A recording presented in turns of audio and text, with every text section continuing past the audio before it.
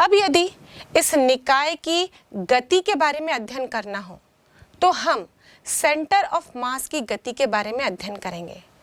और हम जानते हैं कि कोई कण यदि गति कर रहा हो यानी कि उस पर बल लगेगा तो वेग में परिवर्तन होगा, यानी कि यूँ कहें कि उस कण में त्वरण उत्पन्न होगा। तो अब हम सेंटर ऑफ मास के लिए वेग का समीकरण ज्ञात करेंगे। हमने यहाँ पर देखा कि सेंटर ऑफ मास के स्थिति सदिश को हम लिख सकते हैं RCM बराबर समेशन ऑफ MI/RI, जहाँ पर I का मान 1 से लेकर N तक वेरी कर रहा है, अपॉन M है। अब इसके दोनों पक्षों में मैं dt से भाग दूँ, या फिर यूँ कह सकते हैं दोनों पक्षों का समय के साथ हम अवकलन करें तो हम लिख सकते हैं dRCM अपॉन dt बराबर d upon dt summation of MI/RI, जहाँ I का मान 1 से लेकर N तक है, अपॉन M। हम ये जानते हैं कि किसी भी वस्तु का समय के साथ साथ स्थिति में परिवर्तन वो उसके वेग को दर्शाता है। यहाँ पे R स्थिति सदिश है और समय के साथ साथ स्थिति सदिश में परिवर्तन उस कण का वेग बताएगा। तो dRCM अपॉन dt को हम लिख सकते हैं सेंटर ऑफ मास का वेग। तो VCM बराबर हो जाएगा 1 upon M summation of MI dRI upon dt, जहाँ I का मान 1 से लेकर N तक वेरी करता है। यहाँ हमने समय के साथ साथ स्थिति सदिश में परिवर्तन लिया है, क्योंकि समय के साथ साथ कणों के द्रव्यमान में परिवर्तन नहीं होगा, समय के साथ साथ इन कणों के स्थिति सदिश में परिवर्तन होगा, इसलिए हमने यहाँ पर dRI अपॉन dt लिया है।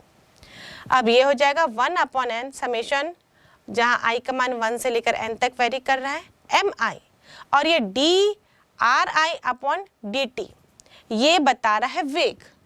किसी भी आयत कण का, मतलब कोई भी कण हम लिख सकते हैं 1 2 3 4, कोई भी आयत कण हम ले रहे हैं उसका वेग बताएगा, उसकी स्थिति में समय के साथ साथ परिवर्तन उस कण का वेग बताएगा। तो यहाँ पर हमने लिखा है VI। तो इस प्रकार VCM बराबर हो जाएगा 1 अपॉन M समेशन, जहाँ I वेरी कर रहा है 1 से लेकर N, MI VI। और इसी से उत्तर से हम देखें, यदि M को मैं क्रॉस मल्टीप्लाई कर दूं तो ये हो जाएगा M VCM बराबर समेशन ऑफ MI VI। ये जो MCM है, M मतलब पूरे वस्तु का द्रव्यमान, जब उसको सेंटर ऑफ मास के वेग से गुणा कर रहे हैं तो वो सेंटर ऑफ मास का संवेग बताएगा। और ये जो MI VI का समेशन ले रहे हैं ये हर कण के वेग का योग बताता है। तो इस तरीके से जो सेंटर ऑफ मास का संवेग है वो सिस्टम के पूरे कण के संवेग के योग के बराबर होगा, यानी कि पूरे कण का संवेग का योग हम देखें तो वो केवल सिस्टम सेंटर ऑफ मास के संवेग के बराबर होता है। और यदि इस सेंटर ऑफ मास का त्वरण ज्ञात करना चाहें तो हम जानते हैं त्वरण वेग में परिवर्तन की दर होती है।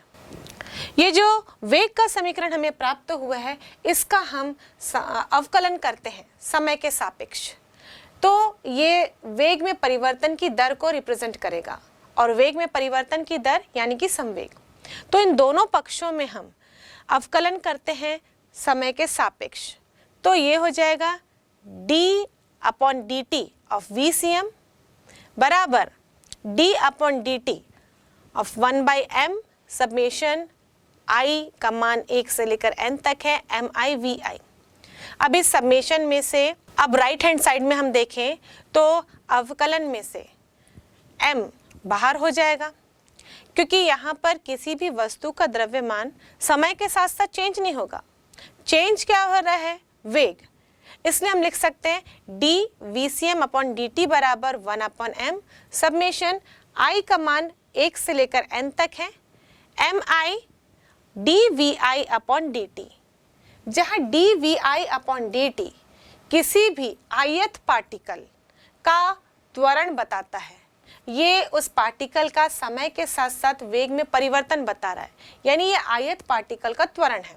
इसलिए हम लोग यहाँ पर लिख सकते हैं D V C M upon D T बराबर 1/m समेशन आई का मान 1 से लेकर n तक है MI/AI, और D V C M upon D T यानी कि ये सेंटर ऑफ मास के वेग का समय के साथ साथ परिवर्तन बता रहा है, यानी कि ये सेंटर ऑफ मास का त्वरण बताएगा। इसलिए हम लोग लिखेंगे ACM बराबर 1/m समेशन आई का मान 1 से लेकर n MI/AI। और इस प्रकार सेंटर ऑफ मास के लिए इस त्वरण का समीकरण ज्ञात करने के पश्चात हम सेंटर ऑफ मास पर लगने वाले बल की, आरोपित बल की भी गणना कर सकते हैं। हम जानते हैं बल बराबर होता है द्रव्यमान इंटू त्वरण, यानी कि दोनों पक्षों में यदि मैं m से गुणा करूं, m जो कि पूरे निकाय का द्रव्यमान है, तो ये हो जाएगा m a centre of mass equal to m/m summation of i का मान 1 से लेकर n तक है MI/AI, और ये m इंटू a यानी कि द्रव्यमान इंटू त्वरण ये बताता है सेंटर ऑफ मास पर लगने वाले बल को। तो हम लिखेंगे FCM बराबर समेशन i का मान n से लेकर 1 से लेकर n तक MI/AI, क्योंकि इस समीकरण में m और m कैंसिल हो जाएंगे। और ये MI/AI ये क्या बताता है? द्रव्यमान और त्वरण का जो गुणनफल है वो बल को बताता है। तो यहाँ पर MI/AI ये आयत पार्टिकल 1 2 3 4 कोई भी पार्टिकल लिख सकते हैं, आयत पार्टिकल पर आरोपित बल को दर्शाता है। इसलिए हम लोग लिख सकते हैं FCM बराबर समेशन i का मान 1 से लेकर n तक FI, यानी कि इस सिस्टम के सभी कणों पर लगने वाले बल का जो सदिश योग होगा वो इस सिस्टम के द्रव्यमान केंद्र पर लगने वाले बल के बराबर होगा। बल यहाँ पर सदिश राशि है, इसलिए जब हम लोग योग कर रहे हैं तो यहाँ पर सदिश योग लिया जाएगा, और ये सारे कणों का सदिश योग केवल सेंटर ऑफ मास पर लगने वाले बल के बराबर होगा। इसलिए तो जब हम कोई n कणों वाले सिस्टम की गति का अध्ययन करते हैं तो सभी कणों की गति का अध्ययन करना हमारे लिए पॉसिबल नहीं होता, तो हम केवल उस वस्तु का सेंटर ऑफ मास ज्ञात कर लेते हैं, और सेंटर ऑफ मास की गति जैसी होगी वैसे ही वस्तु की गति होती है, और यही मानकर हम उस वस्तु के गति का अध्ययन कर लेते हैं। अब संवेग संरक्षण के नियम से हम जानते हैं कि किसी भी वस्तु पर यदि बाह्य बल ना लगाया जाए तो उस वस्तु की स्थिति में, अवस्था में कोई परिवर्तन नहीं होता। यदि वस्तु स्थिर है तो स्थिर ही रहेगी, यदि वस्तु गतिशील है तो वो उसी वेग से उसी दिशा में निरंतर गतिशील रहेगी, यदि उस पर कोई भी बाह्य बल ना लगाया जाए। तो यहाँ पर हम सेंटर ऑफ मास के लिए, यानी कि द्रव्यमान केंद्र के लिए संवेग संरक्षण का नियम देखते हैं। सूत्र अनुसार हम देख रहे हैं गति के दूसरे नियम से F बराबर dp अपॉन dt, यानी कि किसी भी वस्तु पर आरोपित बल उसके संवेग परिवर्तन की दर के बराबर होता है।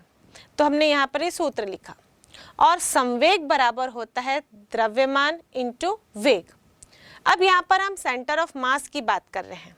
सेंटर ऑफ मास का जो संवेग होगा उसको हम लिखेंगे m इंटू VCM। तो F बराबर हो जाएगा d upon dt m into VCM। अब इसी समीकरण में यदि बल का मान 0 हो, मतलब निकाय पर कोई भी बल नहीं लग रहा हो, तो हम देखते हैं कि d upon dt m VCM भी 0 होगा। अब किसी राशि का अवकलन करें और मान 0 आ रहा हो, इसका मतलब वो नियत राशि है। तो यहाँ से हम देखते हैं m VCM बराबर नियत होगा। और इस समीकरण को हम देखें तो m तो नियत है ही है, क्योंकि वो तो वस्तु का द्रव्यमान है।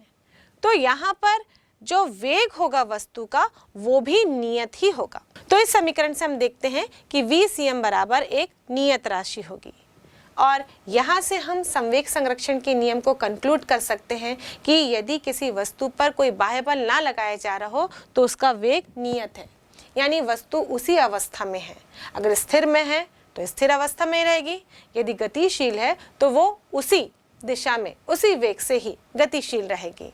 अब इसी नियम पर आधारित हम कुछ अपने दैनिक जीवन के उदाहरण देखते हैं। बच्चों, आप दिवाली में फटाके जलाते हैं, आपने रॉकेट जलाया है।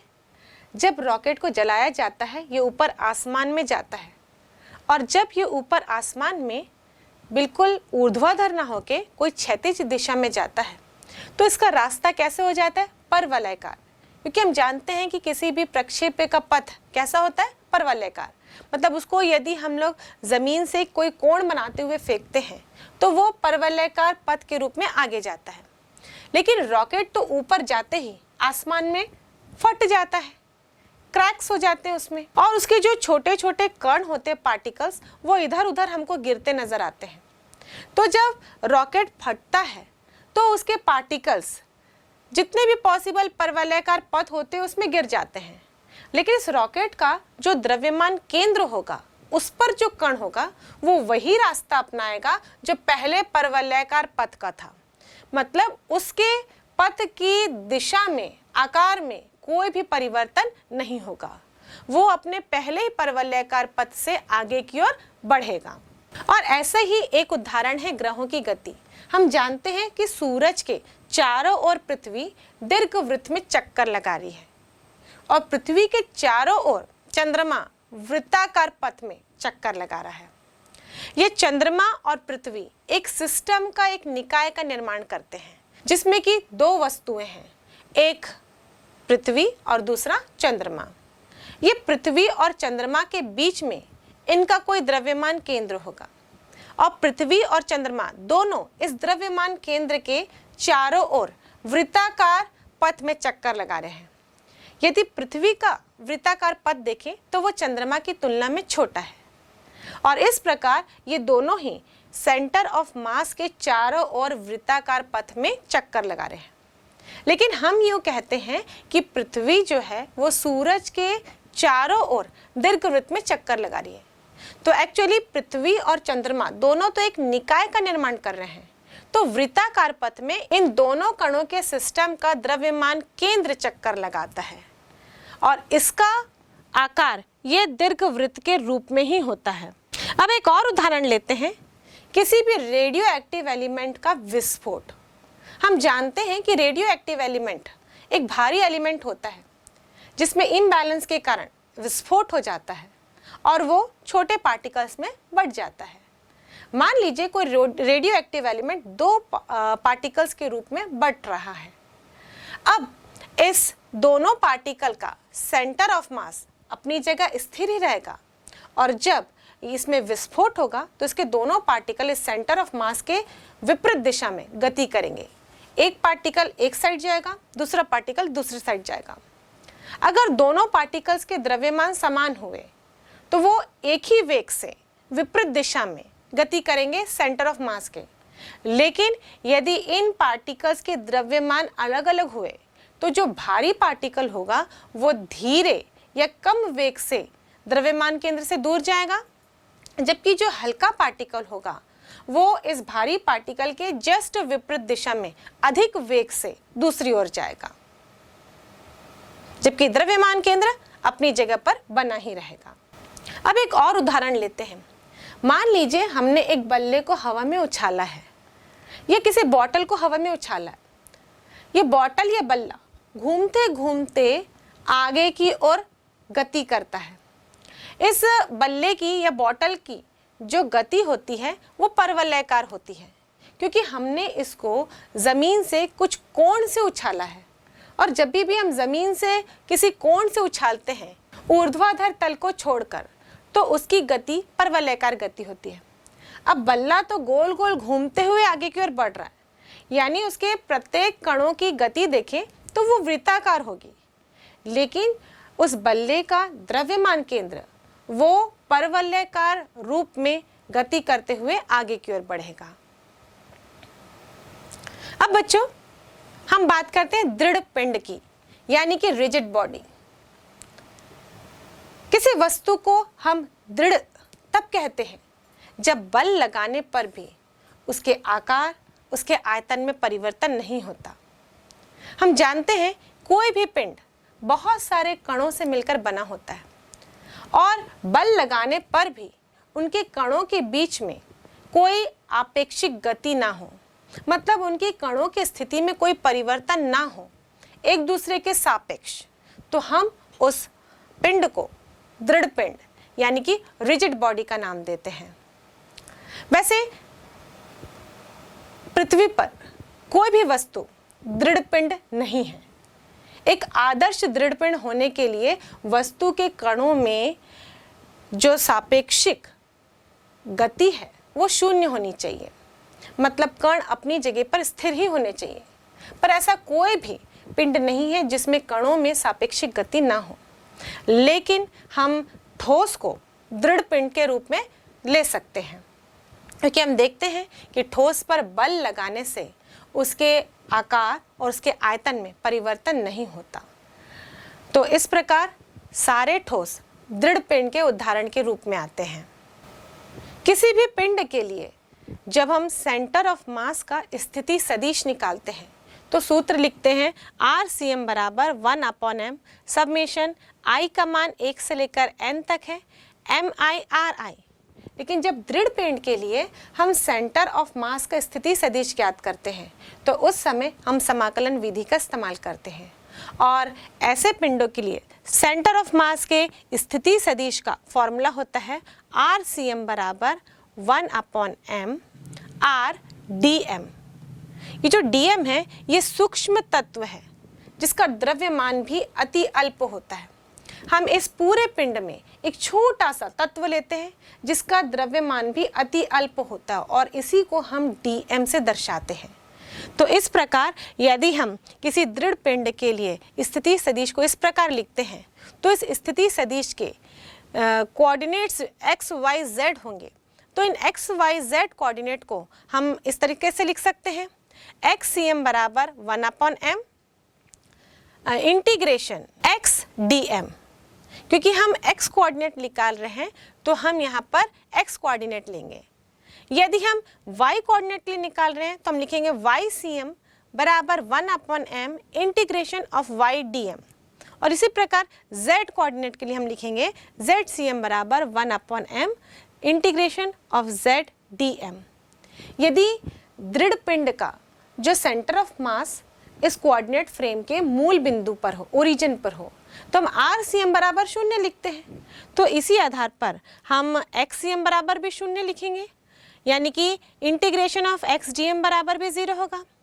YCM 0 होगा, यानी कि इंटीग्रेशन ऑफ YDM बराबर 0 होगा। और ऐसे ही ZCM 0 होगा, इसका मतलब इंटीग्रेशन ऑफ ZDM बराबर 0 होगा।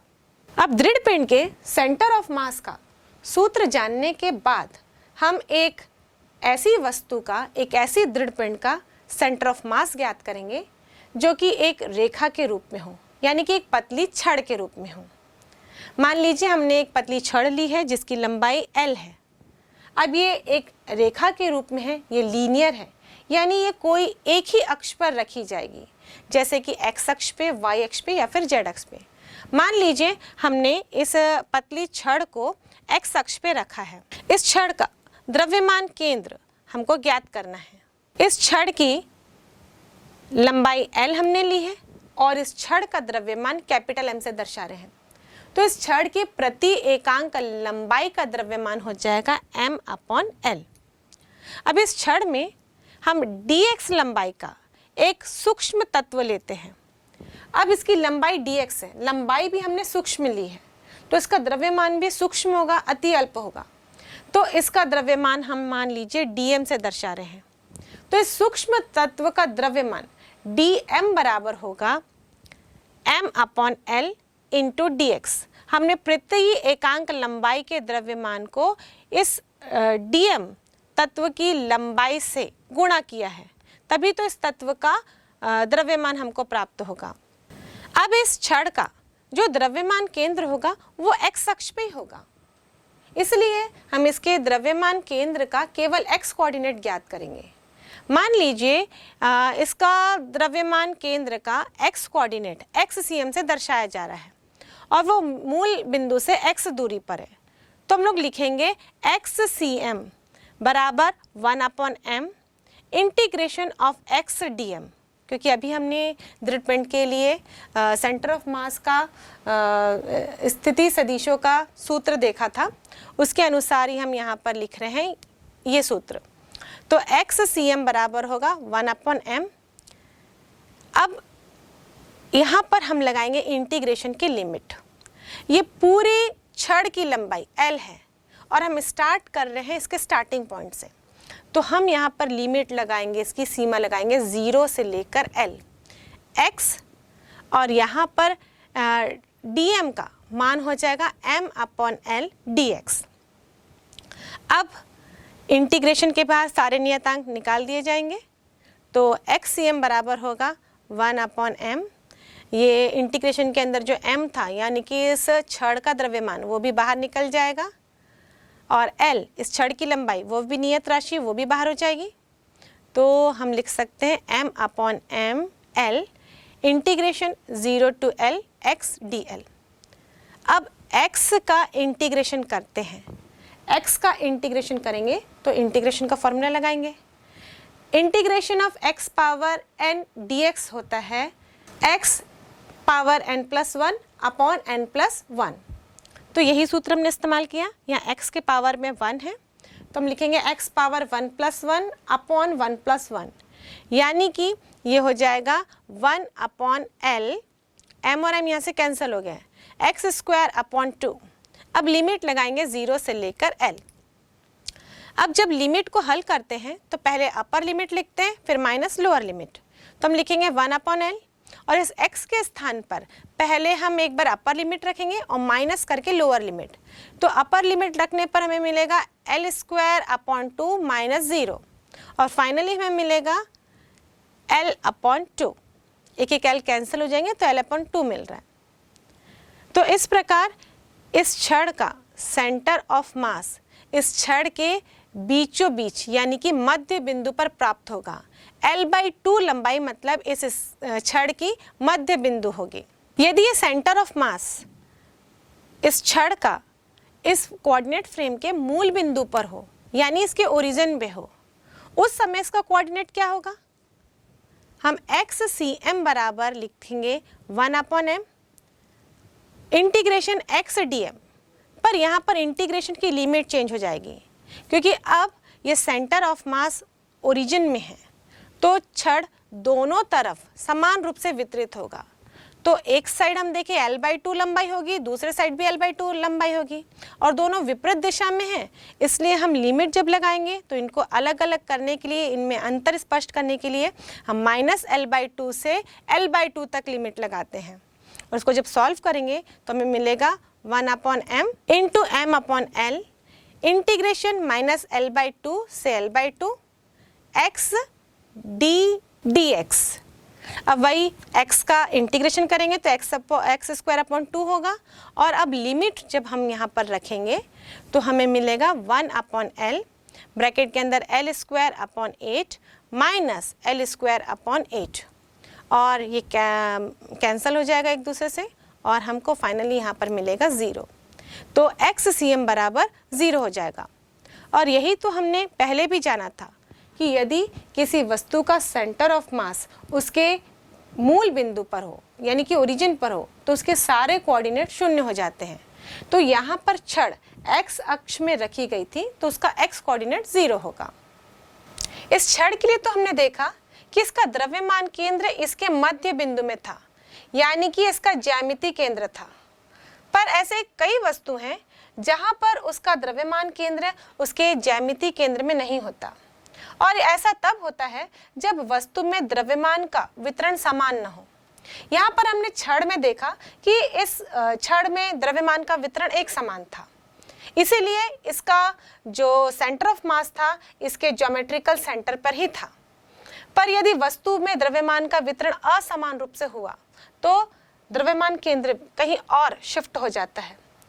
जिस साइड द्रव्यमान अधिक होगा उस साइड इसका द्रव्यमान केंद्र शिफ्ट हो जाता है। जैसे कि हमने दो कणों के निकाय के लिए भी सूत्र ज्ञात किया था, जिस साइड द्रव्यमान अधिक था द्रव्यमान केंद्र भी उस साइड शिफ्ट हो गया था। जैसे कि अभी हमने चर्चा किया था कि सामान्य पिंडों के लिए द्रव्यमान केंद्र और गुरुत्वीय केंद्र दोनों संपाती होते हैं, मतलब दोनों एक ही होते हैं। इसी को हम इस स्केल के ज़रिए समझने का प्रयास करते हैं। मेरे पास ये स्केल है लकड़ी की और हम देख रहे हैं कि ये आयताकार है, रेक्टेंगल है, और इसमें जो द्रव्यमान का वितरण है वो भी एक समान है। मतलब ये स्केल सभी जगह से बराबर है मोटाई में, तो इसमें द्रव्यमान का वितरण भी एक समान ही है, हम मान के चलते हैं। अब इसका द्रव्यमान केंद्र या गुरुत्वीय केंद्र ज्ञात करने की कोशिश करते हैं। एक्चुअली द्रव्यमान केंद्र वह केंद्र होता है वस्तु में जिसमें पूरे बॉडी का वस्तु का द्रव्यमान केंद्रित माना जाता है, और इसी पॉइंट पर, इसी केंद्र पर यदि हम सपोर्ट दें तो ये वस्तु बैलेंस्ड हो जाएगी। तो इस स्केल को मुझे बैलेंस करना है। वैसे ये स्केल 30 सेंटीमीटर की है, और जब हम देखते हैं कि किसी भी वस्तु का एक रेगुलर पैटर्न होता है तो उसका द्रव्यमान केंद्र या गुरुत्वीय केंद्र उसके ज्योमेट्रिकल सेंटर पे ही होता है, यानी कि ज्यामितीय केंद्र पे ही होता है। तो ये 30 सेंटीमीटर के स्केल है, तो इसका द्रव्यमान केंद्र 15 के आसपास होना चाहिए। तो मैं पहले तो ये देखते हैं कि ये बैलेंस्ड कहाँ पर होगा। यदि मैं एक साइड इसे सपोर्ट देती हूँ तो ये दूसरी साइड झुक जाता है, दूसरे साइड से सपोर्ट देती हूँ तो ये एक साइड झुक जाता है। तो अब इनके बीच में ही कहीं पर द्रव्यमान केंद्र होगा, और ज्यामिति के अनुसार इसका 15 सेंटीमीटर पे होना चाहिए। अब मैं स्केल को 15 सेंटीमीटर की दूरी पर, यानी कि बीचों बीच पर सपोर्ट देख के देखती हूँ, क्या ये बैलेंस्ड होता है?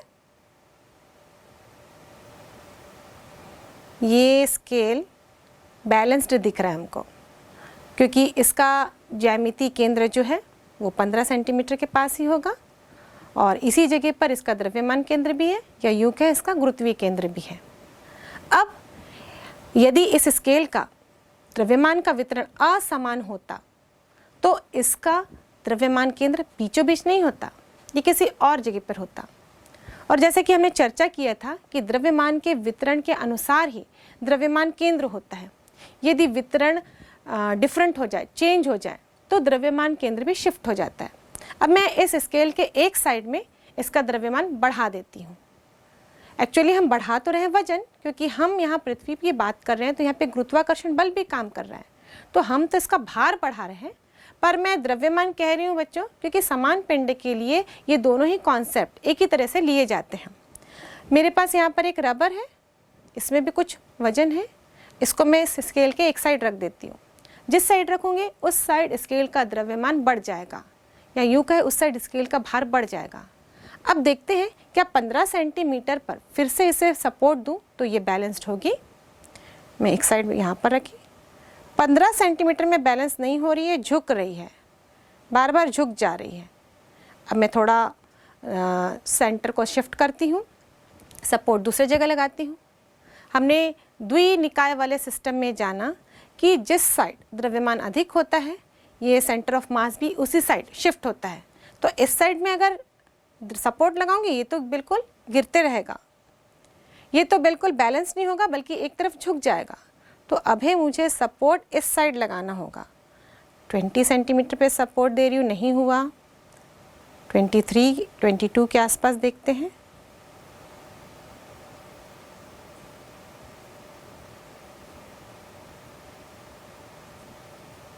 और इस प्रकार हम देखते हैं कि 22 पे आने पर ये बैलेंस्ड हो गया, मतलब अब इसका सेंटर ऑफ मास शिफ्ट हो गया जहाँ पर इसका द्रव्यमान अधिक था। तो इस प्रकार हम देखते हैं कि द्रव्यमान केंद्र डिपेंड करता है किसी वस्तु में द्रव्यमान के वितरण पर। तो इस प्रकार द्रव्यमान केंद्र डिपेंड करता है कि वस्तु में द्रव्यमान का वितरण किस तरह से है। अब अलग अलग पिंडों के लिए द्रव्यमान केंद्र कहां पर होगा ये देखते हैं। अब हम नीचे दिए गए सारणी में कुछ सममित आकार के दृढ़ पिंडों का द्रव्यमान केंद्र देखते हैं। एक समान छड़,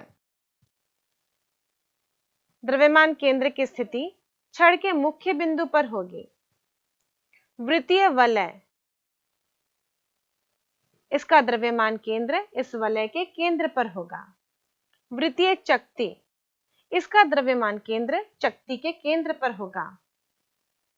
आयताकार, समांतर, चतुर्भुज के आकार का या वर्गाकार पतली चादर, इसका द्रव्यमान केंद्र इसके विकर्णों के काटान बिंदु पर होगा। त्रिभुजाकार पतली चादर, इसका द्रव्यमान केंद्र इसकी मध्यिकाओं के कटान बिंदु पर होगा।